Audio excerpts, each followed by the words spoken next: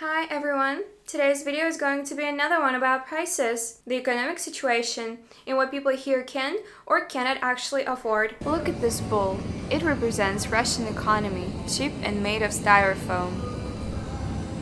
I will also tell you why for us Russians buying food for 2 days will cost the same amount of money and time as if you spend $340 for 2 days of regular food like rice, chicken and vegetables. I make these updates about once every 6 months just to show you how things are changing and what life here is really like. I'll show you the prices for the most basic products, the everyday grocery basket, the usual stuff people buy. But first, let's start with salaries. The average monthly salary in the city where I live is about $400 to $450. In the city where I was born, that's the one where the mine is best is, by the way, you can check out the separate video I made about it. The average salary is more like $300 to $350. And as always, I have to point out one common misconception among people from so-called first world countries. They think if salaries are low, then everything must be cheap. That's absolutely not true. Sure, there might be some exceptions. For example, if you need a plumber in the US, you might be charged $100. Here, it could be $60. But situations like that are rare. You don't need a plumber or an electrician every week. What really matters in everyday life are food and essential goods. And if you've never watched my videos before, you might be surprised that food and basic products here can actually cost more than in New York, Sydney or London. So let me show you the actual prices and you can see for yourself that I'm not exaggerating. Everything is expensive here. And that's exactly why I ask you to consider donating any amount to support me using the links in the description, YouTube thanks, or this Bitcoin QR code. Whether it's $1, $2, $5, or even $1 million, I truly appreciate it. And of course, we will start with the most basic products that people usually buy here when they go grocery shopping.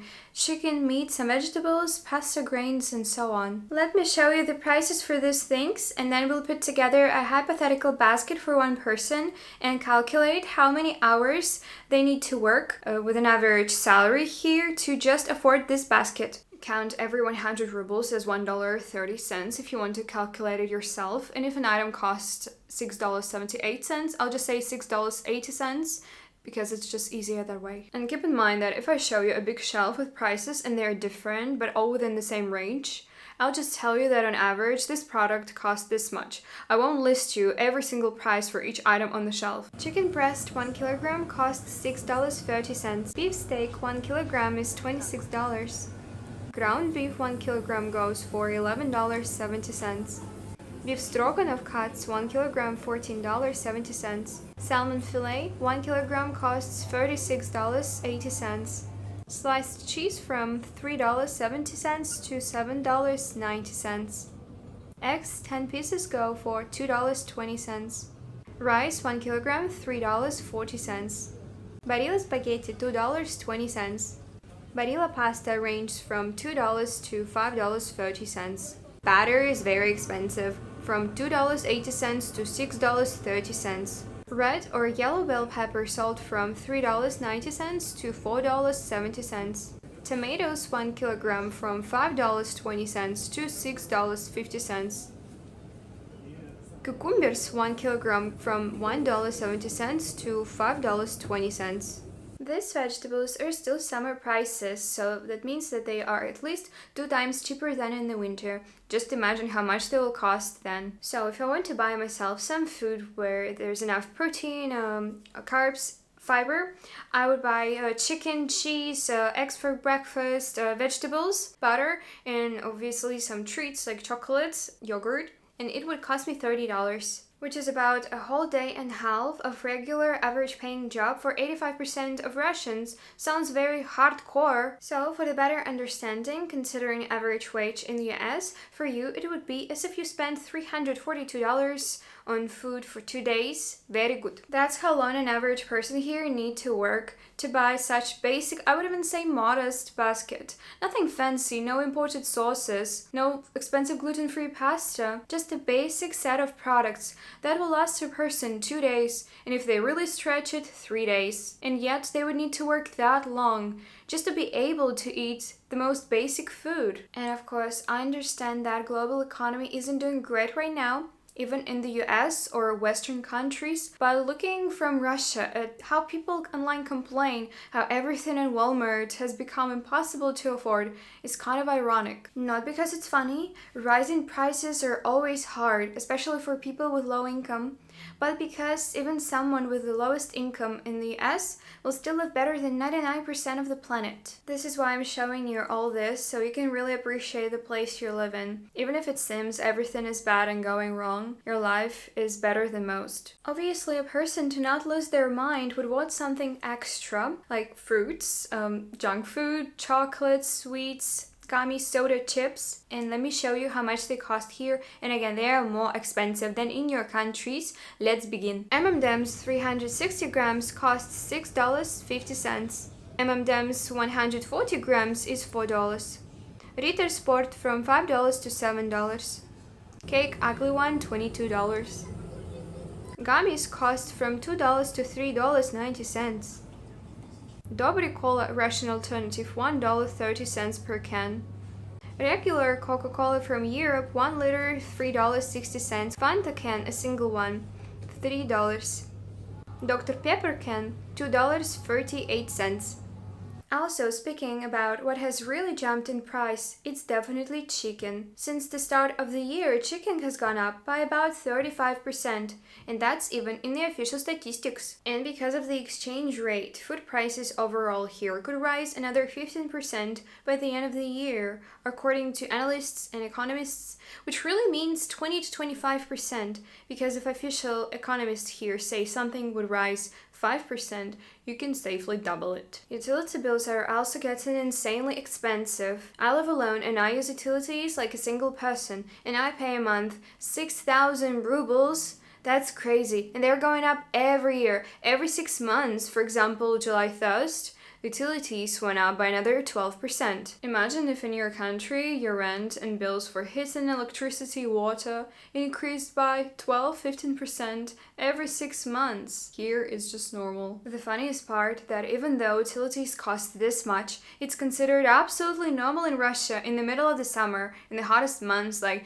June or July. They completely shut off hot water for about 2 or 3 weeks because they're fixing the pipes. And it's still happening in 2025. My mom didn't have hot water for about 2 months this summer. So for 2 to 3 weeks, an adult, someone who goes to work every day, probably drives an expensive car, has to go to the kitchen to boil water in a kettle, then mix it with cold water in a bowl, and wash themselves by scooping it and pouring it all over their body. A CEO or some top manager is bathing like it's 17th century because the shower gives only freezing cold water, and obviously no normal person is going to shower with ice cold water. So people come up with this improvised method to boil water in a kettle and mix it with cold one in a basin. And for this level of service, people pay $80 in utilities a month? How do you like it? I honestly do not understand how people here with a salary of $400 can afford things like shoes, bags, jackets. The most ordinary winter boots that in the US could cost $100, here could cost $250. The funniest part is that they will last exactly 1 season because the outdoor conditions are very harsh. Roads are salty and treated with substances that will literally destroy the shoes. They start cracking and deteriorating no matter how much you take care of them. Sneakers like Adidas, Nike, New Balance in the US could cost from $50 to $80. Here they would cost $180. If you want to wear proper shoes with good sole and insole, you'll have to spend half of your salary on them. Thanks to systems like split payments, which allow you to divide the purchase of an item like shoes or refrigerator into 6 monthly installments, many people can afford what they need